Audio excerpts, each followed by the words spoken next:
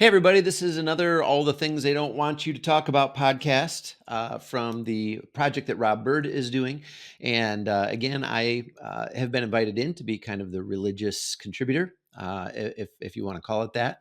And it doesn't mean I'm some kind of expert, but it does mean that I'm opinionated. And I may have some perspectives on this that could be helpful to the conversation. So thanks, Rob, for the opportunity to be a part of this project. If you're listening in, this is part of the halftime podcast series, but it's not really one of the halftime podcasts. This is a side project that I've been invited to be a part of. And in this particular episode, we talk about the 7 deadly sins. What are the 7 deadly sins? All right, is there really such a thing as sin? Or is that just a concept, a religious concept? And what makes those sins so deadly? How do they affect us today? What can we learn about them to help us to avoid some of the pitfalls and the traps that the enemy sets for us? So we're going to dig into all of that today, and I hope that you find this conversation helpful to your life. Enjoy. Welcome to All the Things They Don't Want You to Talk About podcast. This podcast will explore all the subjects that make the insecure squirm in their seats.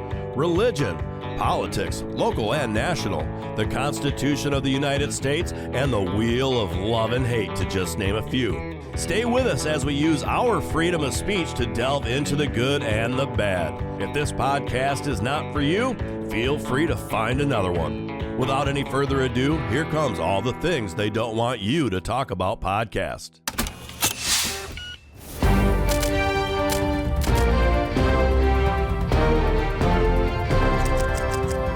All right, welcome to another episode of All the Things They Don't Want You to Talk About. Find previous episodes at tabootalkback.com. And you can find all the past ones. And the last one that we did with our religion contributor is, talking about Genesis 3 and the fall of man. But now we're going to talk about sin, and which is part of the 7 deadly sins. And those 7 deadly sins are lust, gluttony, greed, sloth, wrath, envy, and pride. And we were just talking to Mylan before we started here, and he said he's got 2 more to add, but we're gonna wait on those for a little while, and we're gonna bring those out to make sure you stick around and listen. And as of course, Amanda Jones is here in the studio. Also, good day to you, Amanda, and good day to you, Mylan. Good day. Good day to you as well. So 7 deadly sins: lust, gluttony, greed, sloth, wrath, envy, pride. And with them being, at least as I'm looking at them on Google and showing me that list, it starts with lust. Is lust the worst, or does it work down, or do these 7 deadly sins really not have an order? They all hold the same weight. Great question, Rob. When I was growing up, I would have thought the 7 deadly sins were sex, drugs, and rock and roll. Yes. And I find it interesting that we define sin in so many different ways, and too many times we think that sin is certain behaviors or actions. Really, the behaviors and actions are the result of sin. They're the symptoms of sin. Yeah. And sin is really the disposition that lays at the core of our being, in our heart, our soul, right? In the brokenness, we talked about Genesis chapter 3, the fall of mankind. There was a certain brokenness that took place when Adam and Eve chose to rebel against God, rather than continuing to just fall completely and utterly innocent under his grace. They chose to take upon themselves the responsibility of making the choices about what is right and wrong, taking their own destiny into their own hands.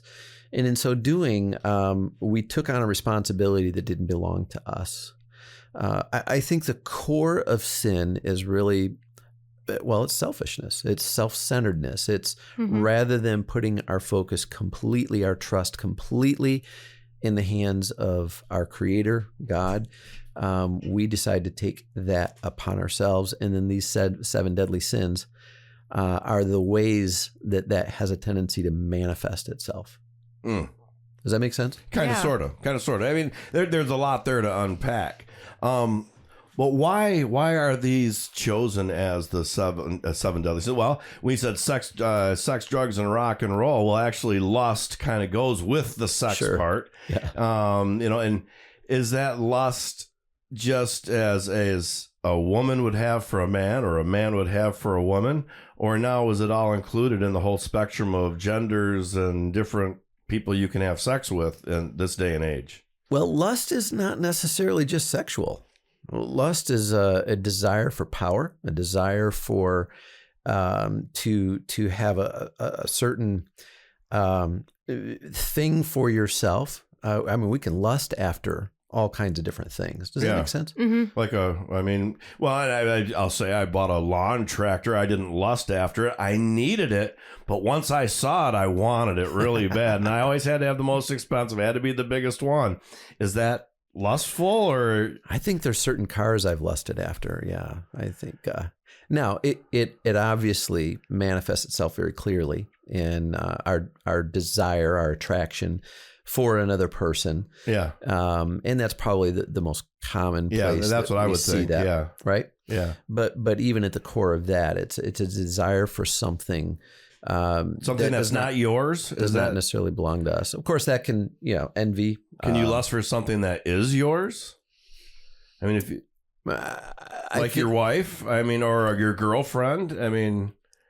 Yes, if it's an inappropriate desire for that thing. Okay. I think that's a whole different conversation. Yeah, I'm stepping carefully into that answer. Yeah. Well, you almost think it's a lack of control of somebody. Like maybe Control that's the over, difference between. Yeah. I've got to have it at all costs. It doesn't matter what it takes to get it. A twisted desire. Right. Yeah. Where you need to have some sort of self-control. Yeah. And when you think, well, I don't know, I've just been thinking about all these as a whole. And it's like, it's kind of when you lose control and you dive too deep into these 7 sins that it's going to bring problems in your life in this world, no matter what. Forget the afterlife. No matter what, all of these things, if you indulge too much, it's a bad thing.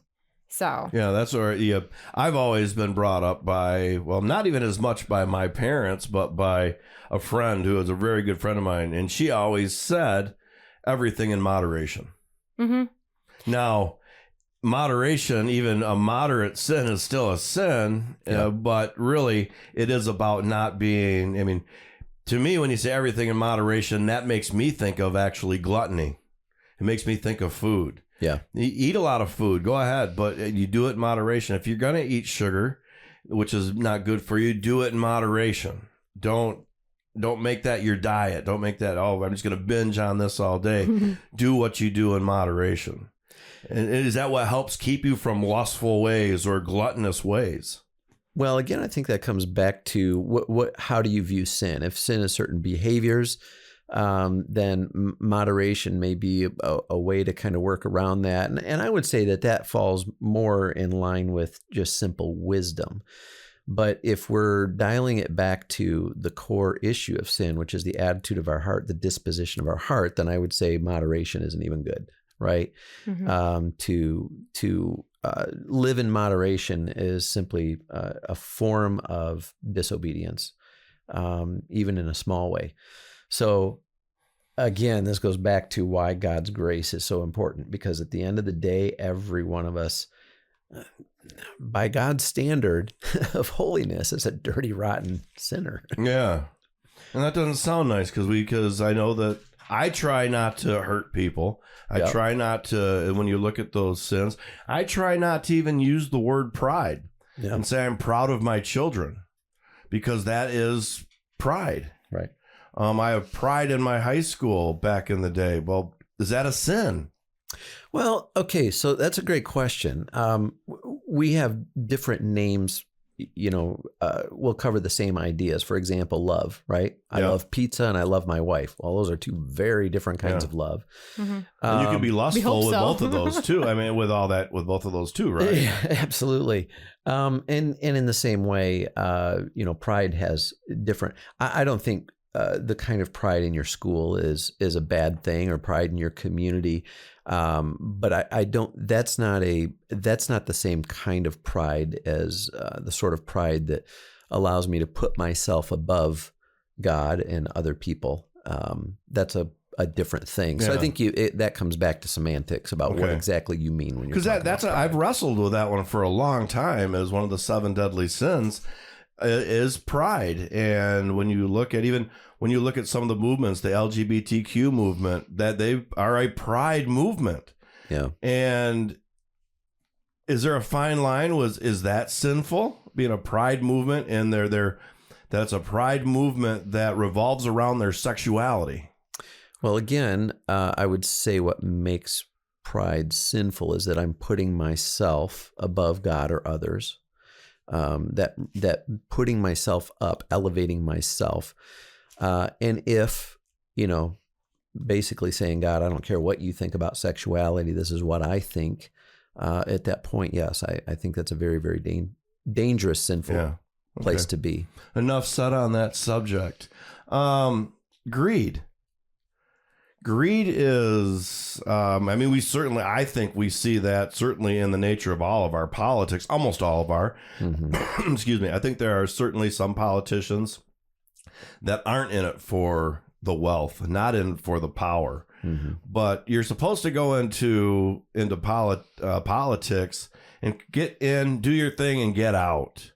Not be a career politician, because the longer you're there, the more apt you are to corruption, I believe. I think a lot of people go in there with pure hearts and want to make some changes, and then find out about the Washington machine and how it works.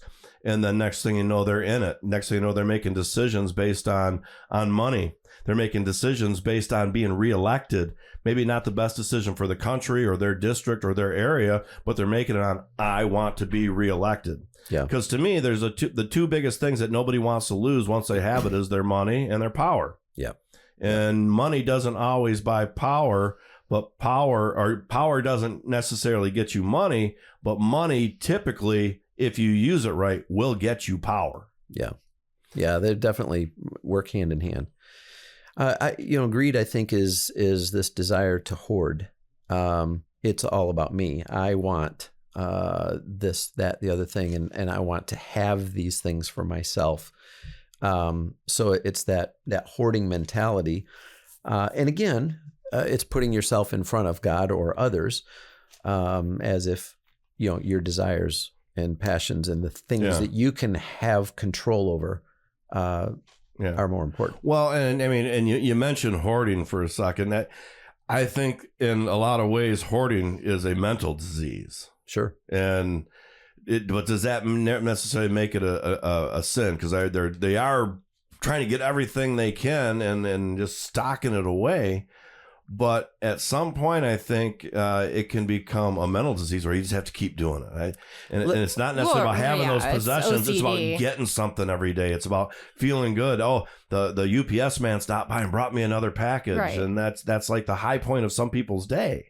But it takes away from, the core tenets, I guess, of loving yourself. Maybe, you're supposed to look at your body as a temple, stuff like that. So if you're feeding into your mental illness by hoarding and greedy things, you're not helping your own self, I guess. I don't know how I'm supposed to say that. But you're not doing yourself a favor by feeding into the OCD thoughts of hoarding or being greedy. You have to have that charity, and you have to take care of your mental health too. Well, in today's world of screens, there are so many more people that spend all that time alone. Yeah. And their only outlet to the world is their screen, and they reach out through that or not. But aloneness is good because it can allow you to find your thoughts and to work out some things. But too much aloneness can make you a serial killer. Well, I think part of what I'm thinking right now is we need to dial back another layer. We talked about layers of complexity and all of these kinds of things, and talk for a minute about the subtlety of sin, because I that's the part I think that we have a hard time wrapping our minds around. First of all, we as a society, for the most part, religious people at least acknowledge sin in some sort of, it exists, it is whatever it is. But by and large, as a society, we've rejected this idea that there is sin. It's just life. Right. This is just life. There's nothing wrong with me. There's something wrong with you, but there's nothing wrong with me. Right. And there's no, this sin thing is a religious concept. It's not real. But what we have to understand about sin is the subtle nature of it. And this is where it comes back to the voice of the serpent to Eve in the garden. There's this subtle nature. Eve is not able to really pull apart all of the implications of what is happening in this moment. And so she's given into a temptation. And in the same way, you talk about something like greed and hoarding. Hoarding that we see in like the TV show Hoarders, right, is the symptom of a deeper desire. It's a deeper sinful brokenness in our nature, right?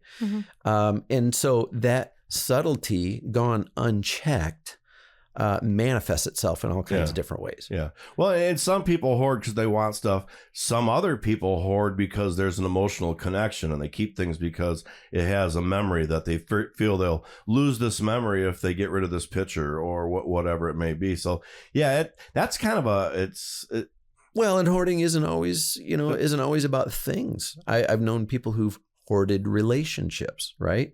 I want this, never even thought about that. I want this person to think of me this way. I want to have this place in their life, and I'm gonna keep that to myself. I think I went out with a relationship hoarder once. I do. We can hoard information. As a matter of fact, sometimes we can put up walls. We don't want anybody else to see us, but we want to know everything about them. We can be greedy. Oh, that's me. We can be greedy with all kinds of resources. I want to know what's going on out there, but I'm tired of anybody knowing what I'm doing. I've kind of made this. I've been off Facebook for like 9 days. Okay. And have not looked at it or posted anything, and I feel magnificent.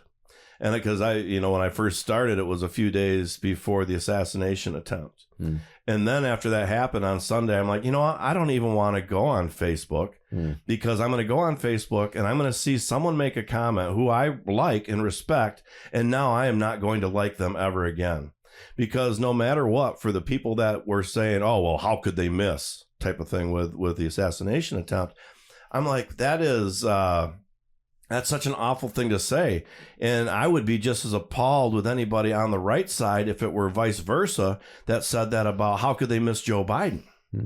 Yeah, and it's just appalling to me. And what some of the great thing is about it is that some of these people who have done this, they're losing their jobs. And I think that's wonderful, because everybody forgets that no matter what you do out in public, you're connected to your job. Right. You are always a spokesman for them, and they will always, what you say reflects upon who you work with. And people don't realize that. So yeah, that's, but I had a point there, and I think maybe I got to that point already, and I just went past it. But see, that's exactly what I was talking about—the subtle nature of sin, of these different kinds of sins that find a place. They lodge in our soul, and they end up working out in all these ways. And how many times have we looked back and thought, "Why the heck did I say that? Why the heck did I do that?" There are these very subtle, self-centered predispositions that they put us on a pathway to certain outcomes. And it's important for us to be able to understand how these things work in us. Yeah. Yeah. So, well, I said back to Facebook, I just knew. And to me, I really kind of feel that it has a root in evil, and it certainly is a tool to spread evil. Sure. Well, you could even go into like social media. You see each one of these sins in social media. Yes. You either feel it or you see it. Yeah. Yeah. Definitely see the results of it. Yeah. For sure. One of the 7 deadly sins that probably a lot of people don't know much about, or even wonder what it means, is sloth. I knew you were going to go there. Sloth. Well, because it's the one that most people probably don't know. And great minds think alike as far as I'm concerned. But yeah, sloth. And that's Wait like a minute. Lethargy, right? Like just not doing, like sitting on the couch, not doing anything all day. Is that where that is, or is sloth a different thing? I just want to clarify one other thing. Did you just call me a great mind? No. I do. He's not going to give me that. Not as an individual, but when you're around me, yes. No, yes, I think you are. I like what you have to say. I like your take on this stuff. And like everything else, your take is not the word. It's Right. like everybody else's take that is a religious person or someone that has studied the Bible. It's your interpretation of. Yeah. But this dialogue is important and it's helpful. Yeah. And also molded with what you've been taught by other scholars. Sure. So getting to sloth. I mean, really, what is sloth? So I would recategorize that as a lack of passion, right? It's again, it can come if you've ever been through different times of your life where you were passionate about what was right. You had a drive to be watching football on the weekends. Yeah, right. That there was passion, but to me that's sloth. I would come home for the whole weekend. Thursday night football, watching that game, and then Friday I didn't really care about the high school thing or doing all that. But then college day came. Michigan, I always didn't miss that game, but then I'd watch the rest of the day. Then the pros came, watched that all day. Monday Night Football, couldn't wait for that. And then after I got divorced, which we talked about in the last episode, I was like, man, I can't do that anymore. I am wasting so much of my life just sitting here. So now I just make sure that I get the Michigan game and the Detroit game.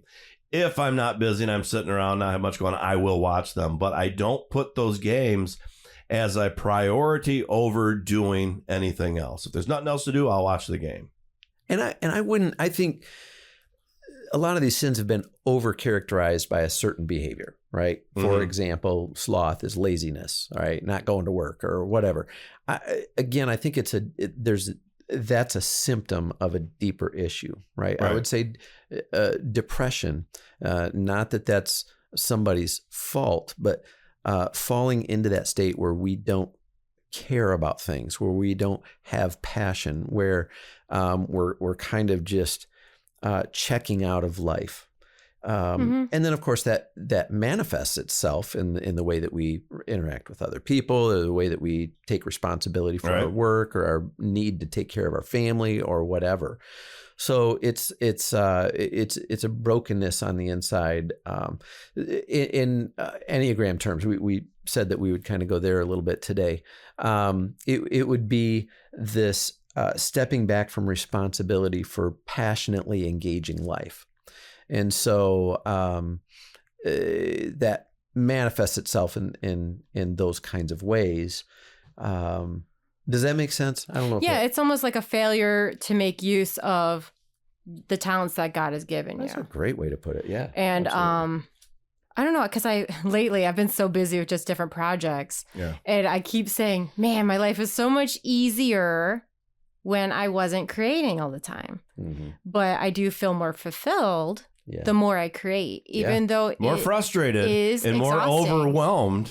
It is. But it's more fulfilled. Got to find the balance. And so you do have to find a balance. But when I looked at slothfulness, I was like, well, I remember the times I was just sitting on the couch being depressed. And then I just started picking up the paintbrush or picking up the pen and writing. And the more that I've created, the less slothful Productivity I feel. is the cure for sloth. Yeah. It is. Yeah, and stepping into our calling. Yeah. And, I think, stepping into your calling and doing what you were sent here to do. Well, it takes zero talent to do it. You just do it. You just do it. It's the same as they used to talk about Johnny Bench or see his face, but of course I can't remember his name at the moment. Banned from baseball for batting. Pete Rose. Yeah. Sorry about that. Charlie Hustle. It takes zero talent to hustle. Zero. Right. Yep. You just go at it, and eventually you will get the talent. You will build it up. But that's, to me, what I see as a big problem in our world today, especially with kids, is if they walk in and try to do something, they don't get it like that right away. They give up. Yeah. They don't want to keep pushing forward to do it. And parents allow it. Parents say, oh, you don't want to do that. Well, that's just fine. Well, no, you're just starting. You're new. These kids have already been playing for a couple of years. You need to give it a couple of years. Yep. But no, it's that immediate gratification. If I'm not good at it now, I'm embarrassed. Oh, if my kid's not good at it now, they're embarrassing me. I do not want them to embarrass me by sitting in the infield throwing rocks rather than watching the game. Yeah, that is an excellent application of sloth, right? I'm going to pull back from life. I'm not going to be passionate about something. I'm not going to pursue or engage something because it makes me uncomfortable. And Yeah, that's a great way to look at it. Yeah. Yeah. Step out of your box. There was a verse that came up, Proverbs 6:6, saying, go to the ant, you sluggard, consider her ways and be wise. Mm-hmm. And you think of like ants or honeybees, stuff like that. They all have their jobs. Yeah. They do. And if they don't do their jobs, the whole colony, the whole hive will fail. Yep. And so it's kind of thinking that in the human community aspect, if we aren't all doing our part, we're going to be a slothful nation, slothful community or family, any of it. Like we have to have that drive. Yes. And have that intuition of what to do. And if you don't, you just have to do it, just one step at a time. Make a mark. Make one word for your novel every day. Yep. And take the first step. One whole year, you'll have 365 words towards your novel. Like you have to do something to put in the work. You can't just expect it to just happen. Yeah. Yeah. No doubt about it. That's good, Amanda. Man, we cleared that one up. Yeah. Yeah. I think we did pretty good on that one. The more I kept thinking about looking at this definition of it, I'm just kind of like, no, like I get it. Like I don't want to say, oh, that's the one I suffer with. Yeah. But I can feel that one in my life. Yeah. All right. So the next one is certainly very common. And I think everybody at some point in their life certainly probably committed this sin because something has been done to you or you don't like what someone did. And what you want is to come back on them, and they call that wrath. Mm-hmm. What are you going to do to those that harm you? What are you going to do to those that you disagree with? And wrath is doing something about it in a negative way is how I would put it. What's your take on wrath? Yeah. Well, again, we're usurping God's position, God's authority, kind of making ourselves the God of our own destiny, right? Mm-hmm. I can repay others. There's a powerful scripture in Romans that says, do not take revenge, my friends, but leave room for God's wrath. For God's wrath, it is mine to avenge. I will repay, says the Lord. He will take care of that. Now, it's kind of like I would never want someone else to punish one of my children for something they did, especially in my home. That would just be dead wrong, right? If somebody else whooped my child for something that they did, there'd be a problem. Yeah. And so for any of us, we are not to rule over one another. And that means that we are not to use our anger and our wrath to put other people in their place, verbally, physically, any of that kind of stuff. So exercising that kind of power against other people. Yeah. That's a hard one. Driven by anger. Because revenge is incredibly powerful. And when you're wronged, I would say probably 99.9% of our world, everybody in it, even if you don't act upon it, you think it. Yeah. What am I going to do to get back at this person? That's why I learned that you sleep on things for a night before you go after. If someone does you wrong, give it a couple days before you formulate how you're going to approach it. Are you going to attack them, or are you going to cower back and not do anything? Or are you going to find a way to be able to try to make your point that really doesn't hurt, but it does a little, because you hurt me. I want to hurt you back. But being a Christian, not necessarily, or it makes it where you're supposed to turn the other cheek. It's almost impossible to do, it seems. Well, you're actually supposed to forgive. Well, in that part of turning the other cheek, maybe, because forgiveness maybe definitely. At the moment you say something to me I don't like, I don't retaliate, I just walk away. And at some point within the next day or two, hopefully I forgive you for what you've said. Yeah. Yeah, it's almost like you have to go in there with that calmness and that patience. Yeah. To know that grace will come. Forgiveness comes with thought, I think, for about everybody. When you're wronged, the second you're wronged, I don't think that people are like, I forgive you. It takes some healing. It takes the 11 steps or whatever of going through your emotional process to finally where you say, I forgive you. Yeah. I don't maybe like you. I don't this, but I forgive you for what you said. The hurt that what you said hurt me. And that's my problem, not yours, actually. Yeah. What you said may be valid, maybe not, maybe mean, maybe nice, whatever. But what it did was hurt me. Yeah. And that's my feelings, not yours. And that's what happens with, I think, people, they take it on so personally, this person's attacking me. Well, you feel some kind of a way about it for a reason. Right. Think about that. What happened to you maybe past in your life that brought you to where what he said hurt you so bad? Where normally not normal people, but where most people would just say, oh, that was really inane, didn't mean anything. He was just being straightforward. It's a lot of people's unhealed wounds and traumas coming back at them. Sure. And yeah, you other people don't control your feelings. You're the one that controls your feelings. And a lot of people, well, you can go back to who blamed who for eating the apple.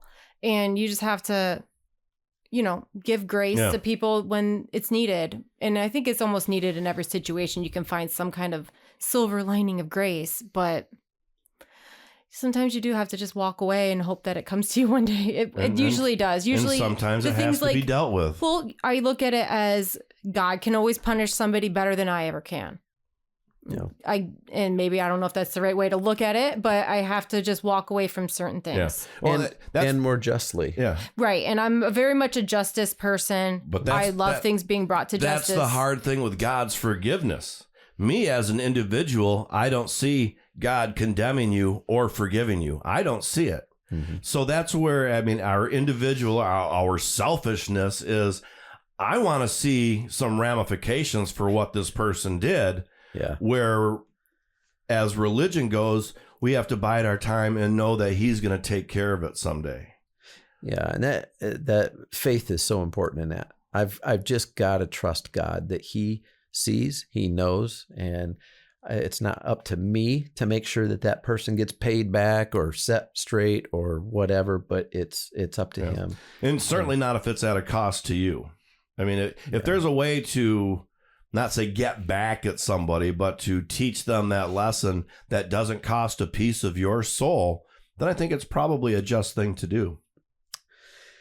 Yeah, it's rare, though, that we're really put in a place where we can correct that person, especially as effectively as God can. Yeah. Because it's something that happens in our soul, not something that happens externally. Yeah. Well, we see that in politics these days. You can sit with somebody and tell them fact. This is all stuff coming from actually what your government has said and the reports that they put out, and they still won't believe it. Yeah. This is, and you see that certainly with right and left talking to a liberal, and you say, and they no, that's not true. Well, when you think about how things are aligned with mainstream media, CNN is definitely on the left. Well, you say, here's a report they did, and they're saying right now that what you're saying isn't true, and they still won't believe you. Yeah. Well, that might go into another deadly sin. Who knows? Yeah.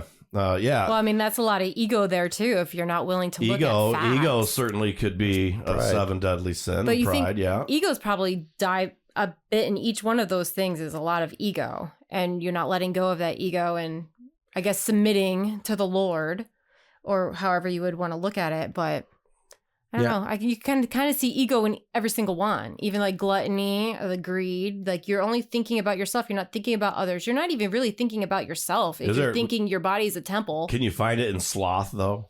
Ego and sloth. You kind of have to not care about yourself or just to even care to be slothful. That's a word. Maybe you can look at it as you're not living up to your potential. You don't remember who you are. I don't think really any of us do. There aren't very many people on the face of the planet that live up to their potential. I don't know. Like growing up the way I did, that was always remember who you are. Remember who you are. You are a child of God. You are a child of God. You are put here by heavenly parents, your earthly parents, and to always remember that. Remember who you are. And it's weird to me that there's people that are older and don't know who they are. Yeah. And they find labels of things that they're on so they can belong to something. And then they come to find out, oh, wow, that was kind of a lie. And then they lose themselves even more. Yeah, it shatters. They don't know who they are besides what their feelings are, where you're not your feelings. You can be a thing. Like people are like, well, who are you? Oh, well, I'm an artist. I'm a mom. I do podcasts. I do, oh, yeah, I'm a sister, I'm a mother, I'm an aunt, I'm a daughter. You can go through all those lists, but what are you? And then you just get people, oh, well, this is my sexual orientation, or this is my gender identity. And the question is actually, who are you? I feel sorry for people that's who they are. And I don't know, me being a woman is not like, oh yeah, that's the first thing I am. Yeah, like, it's not your identity. It's not who I identify. Like it's never became a thing. Like it's just not, I guess, important to me like that. But I know I'm a woman. I appreciate that I'm a woman and the things that my body can do, create life, all these things. But I just don't look at it from the aspect of how other people look at those things. Yeah. But then I'm told that I'm, ignorant or wrong, even though I was like, well, you do your thing. I'm doing my thing. Like I was happy being a stay-at-home mom to my kids and doing that stuff, those gender roles. I loved it. But, all I was told was I was doing the wrong thing. I don't know. Well, Me either. Our identity, our ego will definitely be shaped by these things in very subtle ways. That's the problem. It's the subtlety. It's the fact that these things are hanging out inside that we don't realize. Yeah. Well, we started sloth a long time ago, and we kind of covered a lot of stuff, but I think it all falls within that. Sloth is a weird one because people don't understand it, but I think maybe we added a little light to that. Now, one of the other ones that I think is incredibly, and this one is certainly rooted in the 10 Commandments also, envy. Mm-hmm. Thou shalt not covet thy neighbor's. Back in the day, they say ass because they're talking about they don't covet their donkey, but don't covet their wife. Don't covet somebody else's possessions. Keeping up with the Joneses. Keeping up with the Joneses or the Kardashians. Everybody want to be a Kardashian? No. But you see the life and you see what the things that they have, and our simple nature of man wants to have those things too. If they can have it, so can I. Social media. Yeah. And I need it. Then it turns into I need it. And then when you don't get it, everything goes haywire. But I see, oh, Mylan, you have a wonderful marriage. I envy that. Is that wrong? Or should I do something about it and go find my own wonderful marriage? Well, if you want my wife, there's a problem with that. You're right. Right. And I don't think it's about wanting something like somebody else has, but it's wanting what they have. A lot of it too is rooted in just this desire, this dissatisfaction. To me, that is a sin of we're not really trusting God, so we begin to take our desire for other things into our own hands, right? One of the most powerful scriptures that is most often misquoted is when Paul says, and maybe you've heard this one before, I can do all things through Christ who gives me strength, mm-hmm. right? Mm-hmm. We've all heard that. And so, somebody like as short as me might say, well, God said I can do all things. I could play in the NBA. Right. Well, that's not what that's about. Right before that, Paul says, I have learned the secret of being content in any and every situation. I can do all things through Christ who gives me strength. So he's saying God has given him the strength to be able to self-manage the way he feels about life. And in that particular sense, he's talking about contentment. Contentment is a powerful force. And I think, I mean, just think of all the problems that we experience in the world because of a lack of contentment, a discontentment. I want mm-hmm. that. I see somebody has that. I want that. What if we weren't always wanting what other people have? Well, when you say content, now that can be bad too. I mean, not necessarily bad, but let's say I'm gonna go back to being married, and I was content with my marriage. Mm-hmm. I was good with it, but I was content with it, so I wasn't working on it. If contentment slides into sloth, yes. Right? Contentment, you can become so blasé because you're content with something. Yeah. But I think contentment is more about a deep, rich fulfillment, right? Mm-hmm. I feel fulfilled. It doesn't mean my life is perfect by any stretch, but I'm content with the life that God has given me, the things that he's entrusted to me. I don't have to have somebody else's stuff to be content or to see God's blessing in my life. Now, that should make me celebrate those things, steward those things well, enjoy those things and worship God with those things, not take them for granted. And that's what you're talking about, that sometimes contentment can lead to this taking it for granted, becoming slothful in it, and then going the other direction. Well, can it sometimes be a positive thing when you look at that, or envy, and say, I envy that, but that's a sin, but it pulls me out of sloth because it made me go out and work for that. I mean, that's got to have a... There has to be like an extremist level. Like, I think there's a certain level of things that are like, oh, well, that's a good goal to go towards, like having a family. But, and exactly their life. Well, I think that's where... I don't know about exactly, but you see someone they have a nice house, and maybe you don't. It's like, I envy that, but it also put the fire in my belly to go work my butt off to make that happen for myself. I mean, so it could be turned into a positive, could it not? Sometime? Yeah, but I think when envy is really understood for what it is, it's not just I would like to have that, but then jealousy enters in, and I begin to have negative thoughts about that person, or even negative thoughts toward God, that God, you gave it to them, but you didn't give it to me. It's the negative stuff that flows out of Success breeds contempt. And I think that's a pretty good rule of thumb. Yeah. Yeah. For sure. For me, kind of just what I'm getting out of this was, I've been talking to my oldest daughter a bit about, what happened, blah, blah.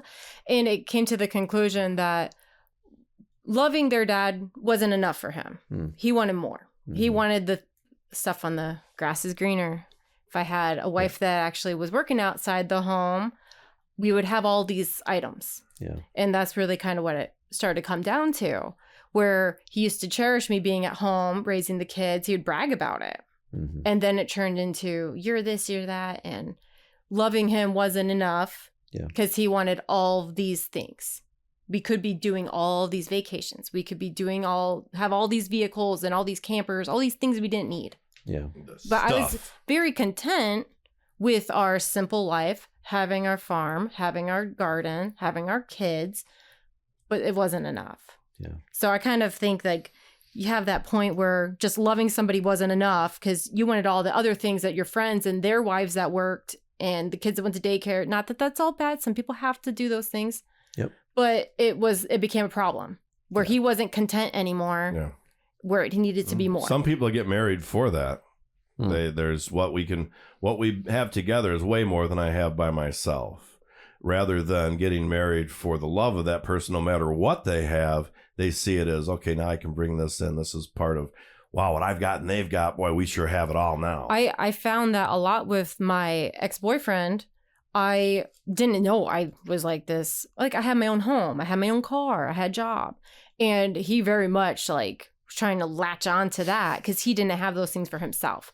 So you kind of have to look at it like, you got to protect yourself too from people that are looking for that status jump or whatever. Sure. Yeah. And status jump, definitely envy is involved in that. I want what they have. So how can I manipulate the situation, or how can I work myself in to get that thing that I want? Right. Because then he would say weird things like, oh, look at all of our stuff. It's like, no, this is my stuff. You're a guest here. And yeah, I can kind of see that in few different spots in my life. Yeah. You ain't in until you bring your own lawnmower. Well, I think we've gone through. I think we've hit all the 7 deadly sins: lust, gluttony, greed, sloth, wrath, envy, pride. Now it's time to break out the 2 more that I think that we alluded to at the beginning. Because before we started, Mylan said, "I've got 2 more I add to that list." So what are they?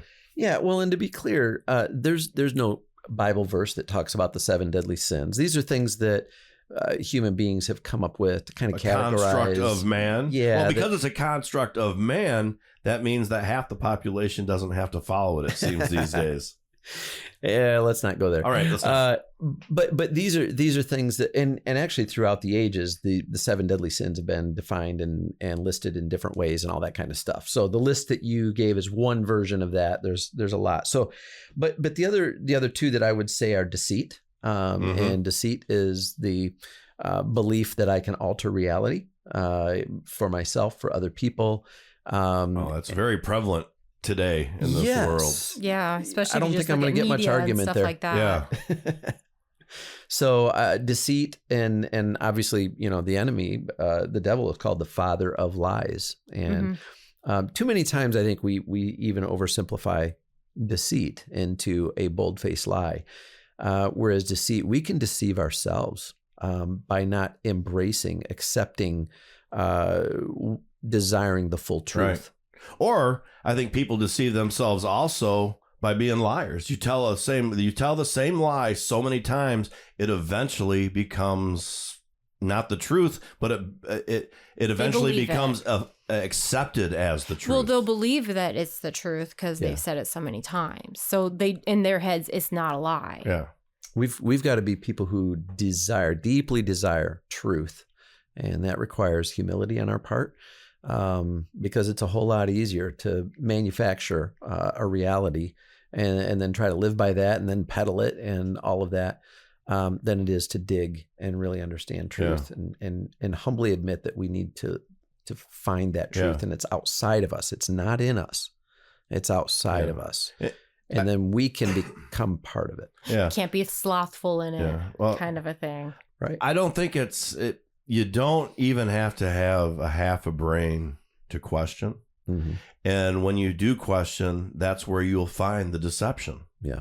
But if you don't question what you're told, whether Donald Trump is in the White House, Joe Biden is in the White House, Barack Obama is in the White House, George Bush is in the White House, no matter who's in the White House, you still have to question what you're being told. Yeah.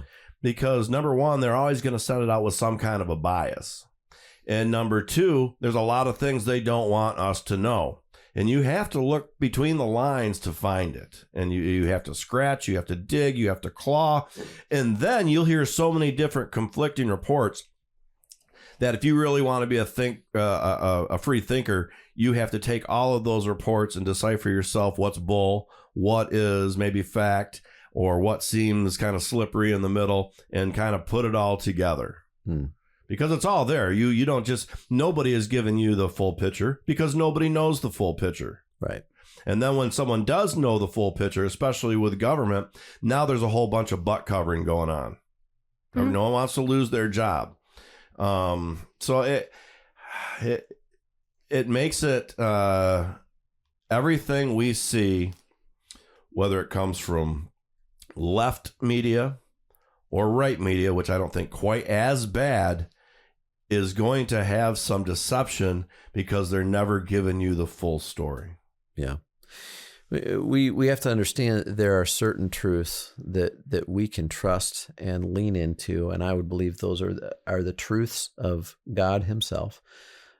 Anything under that is there's likely to be some deception involved, and that's really slippery stuff. We got to be really careful. It's almost like the messenger that you get the information from. You almost need to make sure that's a trusted source. And just doing this. Hey, and I'm not even a trusted source. Right. Right? I mean, all of us are given subtly to these different sins. And then it also makes you think, if you are a source where people get your information from you, you need to make sure that you're being honest and not deceitful. Right. Well, and doing like a podcast and stuff like this, we want to tell the truth, but we don't know everything. And sometimes through not knowing everything, that can be deceitful also. Because here we are talking about a subject, but yet we don't know quite all of it. We're putting in our interjections, how we feel, our personal feelings, and hopefully our logical minds, which I think that is something we're losing in this world also, is applying logic to things where it's all about feelings. If I feel this way, it must be right. No, not so much. Your feelings don't make it right. Yeah. Yeah. So, that's why I'm committed to qualifying all these conversations by saying, by the way, these are my opinions, because I don't want to come across deceptive. Yeah, and it's the same for me. I try not to give as many as my opinions on it, but I'm going to, because number one, I'm doing all the work, but two, I want to ask questions. Sure. And I'm typically smart enough to know when there is somebody who has a better grasp of a subject matter than I do. I know a lot about a lot of things, but just enough to ask questions, not enough to give the answers. Yeah, and you're good at that. You're very good at that. I appreciate that. But that's who I am. I've always been. I always want to know why. Why'd you do this? Well, no, I'm not asking you why because I want to be angry with you. I want to know what your mind thought was that, because maybe maybe next time I'll think of it that way. Yeah. Maybe you might be right. I have had times in my life where someone said to me something and I'm like, oh, that goes against what I thought, but I think you're right. And when you have those aha moments to the person that you have always been, that's when you can really allow yourself to do some change. Well, that's a great virtue, that humility. And maybe the next podcast needs to be the virtues, which are the opposites of the sins, right? Ooh, I like that. I just saw that actually came up. It's like the 7 virtues. And I'm There like, you go. oh, that's Well, interesting. let's plan on another podcast being the 7 virtues. That sounds like a much more positive podcast. Did we do that last one though? And I'll turn those into the 9. Yeah, let's hit the last one. Fear. You said fear. Yeah. And I kind of double taked a little bit at that one because to me, fear is an emotion. Mm-hmm. But now that I think about it just a little bit, let me one more time take you back to this assassination attempt. Sure. And I realized this before Donald Trump actually addressed it at the RNC. Him giving a play-by-play of what happened was incredibly powerful. Yeah, it was. It was really, really powerful and had me hooked to want to listen to everything else he had to say. Yeah. But fear, like I said, it seems like that's an emotion. And why would the crowd there, when those shots were fired and they knew shots were being fired, have you ever seen shots being fired into a crowd before? What does that crowd do? Runs, scatters. Everybody's going one place. Not one person moved. Yeah. They sat right there. And to me, that was crazy. I'm actually more focused not on seeing him get hit with a bullet, but watching the faces behind. Yeah. There's one guy back there with a weird hat and a 7 o'clock shadow and a beard. He's been to almost every rally he's ever done. He's been in all those rallies back in 2020. Wow. Some people, the conspiracy theories actually say that's John Jr., JFK Jr., and that he really didn't die in that, and that's who he is. But when you watch this, now watch to him. So you're looking at Donald Trump. Just over Donald's right shoulder, right over here is that guy. Okay. And he watches it. It all happens, and he just keeps looking. He doesn't make facial expressions. He doesn't bat an eye. There's a guy 2 people over from him, a bigger guy, who, boom, he bends down and he's looking to see what's going on. He's watching. But this guy just stood there and watched. Wow. He never, nothing. He just said, like, he knew it was going to happen. Maybe he's a time traveler. That is a There whole you go, different conspiracy theory. Don't get him going. You Amanda's going, why did you say caught that? me in this, and here's where He set you up, Mylan. because you shouldn't have. Oh no! Let me just do this really quickly. This is gonna be the longest episode ever. There has been there's been talk when you start looking at the Trump Watch and the stuff that happened in the past, and books like Baron Trump's Grand Travels or whatever, Travels Through Time. There's a book called that, and it was written back in like the 1800s. Oh, and it talks about and Baron Trump's fantastic voyages. And there has been speculation that there has also been attempts on Donald Trump's life when he was in the White House from above, from satellites. But because of their time traveling, they knew it was going to happen, and he wasn't there. Oh. Now, because of the time traveling, he knew at this one he was going to get shot, and he knew he was going to survive it. And he knew because of the time travel that it would propel him into the office. So he took that bullet for a reason. That's the real deep conspiracy theory about time travel on that one. Well, they would have to do something because they should have never let him even go to the he stage shouldn't have that been. day. But I think By protocol. that's why when you actually think about this and he knew it was going to happen, that almost makes everything make more sense. sure. Because everything else is so out there. And I can't how could there argue be with that. such a breakdown that it actually makes it? If you can believe in it, in time travel, which I think a lot of the aliens that they see now in the capsules and stuff are actually people coming back, not necessarily aliens that are coming here. They're people coming back to watch us and make sure we don't blow this planet up because they all hover around nuclear facilities. So if that doesn't bring you fear, I don't know what does. Yeah. Well, you're right. Fear is an emotion, but it is also a disposition, right? So I can, in a moment, I can experience fear. And actually fear isn't necessarily a bad thing. Fear of the hot stove when I was a child was a good thing. It kept me from sticking my hand up there and grabbing a hot pot off the the stove. You only got to do it once if you don't listen to mom and dad. That's right. That's right.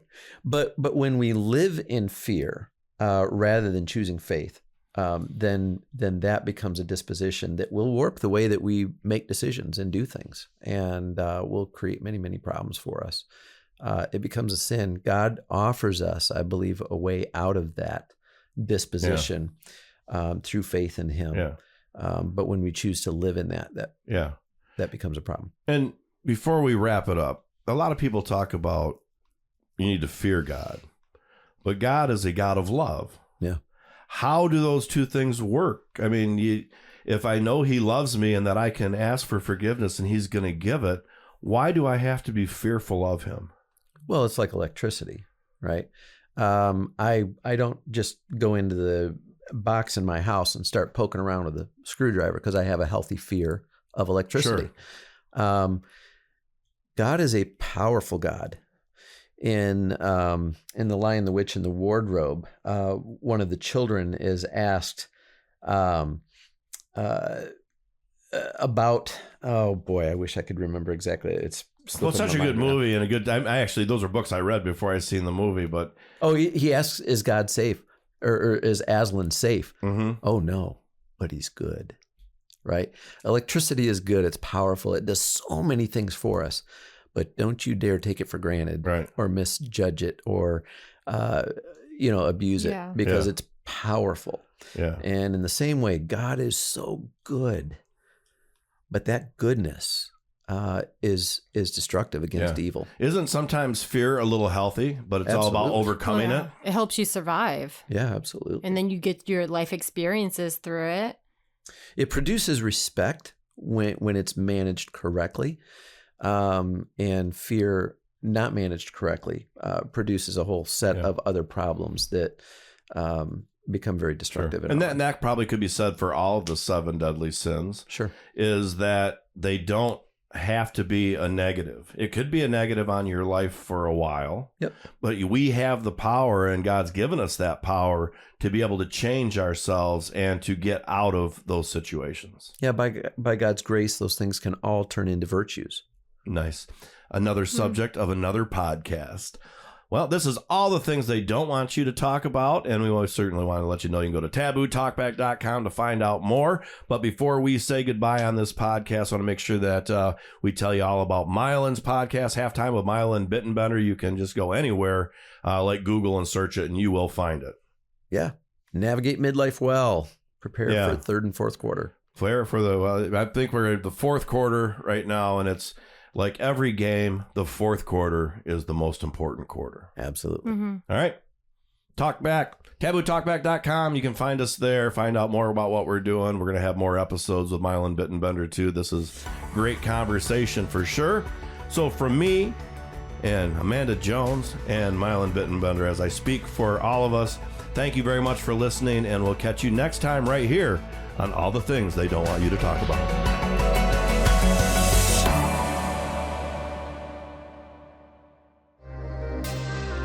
All the Things They Don't Want You to Talk About podcast is part of the Rob Byrd Moondog Podcast Network. Go to tabootalkback.com for more information. Copyright 2024.